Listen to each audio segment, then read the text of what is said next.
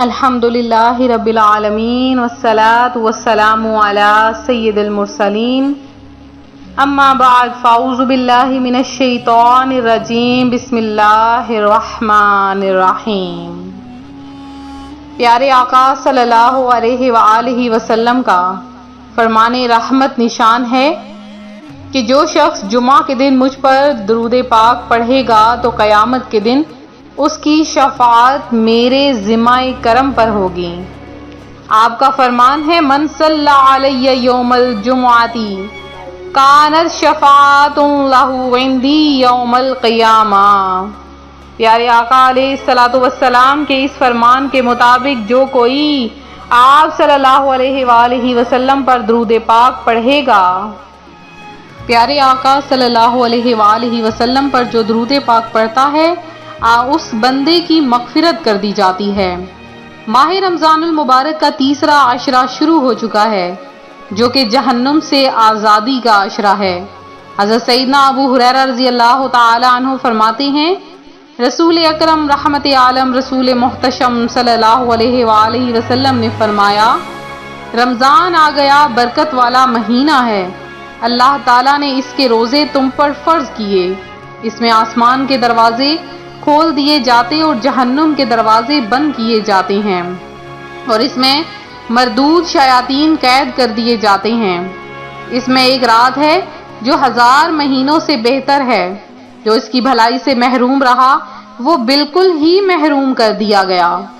سلطان دو جہاں صلی اللہ علیہ وآلہ وسلم کا یہ بھی فرمان ہے کہ جب رمضان آتا ہے تو آسمان کے دروازے کھول دیے جاتے ہیں، جنت کے دروازے کھول دیے جاتے ہیں اور دوزخ کے دروازے بند کر دیے جاتے ہیں، شیاطین زنجیروں میں جکڑ دیے جاتے ہیں۔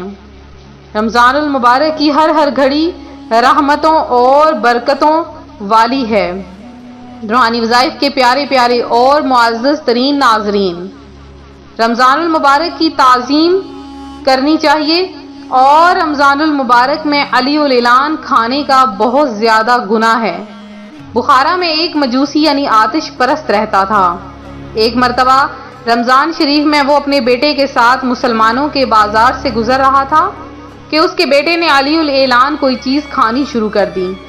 مجوسی نے یہ دیکھتے ہی اپنے بیٹے کو ایک تمانچہ رسید کر دیا اور ڈانٹتے ہوئے کہا تجھے رمضان المبارک کے مہینے میں مسلمانوں کے بازار میں کھاتے ہوئے شرم نہیں آتی؟ لڑکے نے کہا ابا جان آپ بھی تو رمضان شریف میں کھاتے ہیں۔ والد نے کہا میں مسلمانوں کے سامنے نہیں اپنے گھر کے اندر چھپ کر کھاتا ہوں، اس ماہ مبارک کی بے حرمتی نہیں کرتا۔ کچھ عرصے بعد اس شخص کا انتقال ہو گیا۔ کسی نے خواب میں اس کو جنت میں ٹہلتے ہوئے دیکھا تو حیرت سے پوچھا تو مجوسی یعنی آگ کا پجاری تھا، جنت میں کیسے آ گیا؟ کہنے لگا واقعی میں مجوسی تھا، لیکن جب موت کا وقت قریب آیا تو اللہ عز و جل نے احترام رمضان کی برکت سے مجھے ایمان کی دولت اور مرنے کے بعد جنت سے مشرف فرمایا۔ تو دیکھا آپ نے رمضان المبارک کی تعظیم کے سبب ایک آتش پرست کو اللہ تعالیٰ نے دولت ایمان سے نواز کر جنت کی لازوال نعمتوں سے مالا مال فرما دیا۔ اس عقائد سے خصوصاً ان غافلوں کو درس عبرت حاصل کرنا چاہیے جو مسلمان ہونے کے باوجود رمضان المبارک میں اول تو وہ روزہ نہیں رکھتے، پھر چوری اور سینہ زوری یوں کہ روزہ داروں کے سامنے ہی سگریٹ کے کش لگاتے، پان چباتے، حتیٰ کہ بعض تو اتنے بے باک و بے مروت کے سرے عام پانی پیتے بلکہ کھانا کھاتے بھی نہیں شرماتے۔ روحانی وظائف کے معزز ترین ناظرین غور کیجئے، خوب سوچئے، جب دنیا میں روزہ خوروں کی سخت سزا تجویز کی گئی ہے تو آخرت کی سزا کس قدر ہولناک ہوگی۔ ابھی سے ہوش میں آ جائیے، کب تک اس دنیا میں گلچھرے اڑائیں گے؟ کیا آپ کو مرنا نہیں ہے؟ اندھیری قبر میں پہنچا دیا جائے گا اور پھر پچھتانے سے کچھ ہاتھ نہ آئے گا۔ ابھی موقع ہے، گناہوں سے سچی توبہ کر لیجئے اور روزہ و نماز کی پابندی اختیار کیجئے۔ کر لے توبہ، رب کی رحمت ہے بڑی، ورنہ قبر میں سزا ہوگی کڑی۔ روحانی وظائف کے پیارے پیارے اور معزز ترین ناظرین، ماہ رمضان المبارک کا آخری عشرہ جسے جہنم سے آزادی کا عشرہ کہا جاتا ہے، وہ آ چکا ہے۔ ابھی سے تگو دو میں لگ جائیے اور اپنے لیے گناہوں سے معافی طلب کر لیجئے۔ اللہ پاک تو بخشنے والا غفور الرحیم ہے، وہ ضرور بخش دے گا۔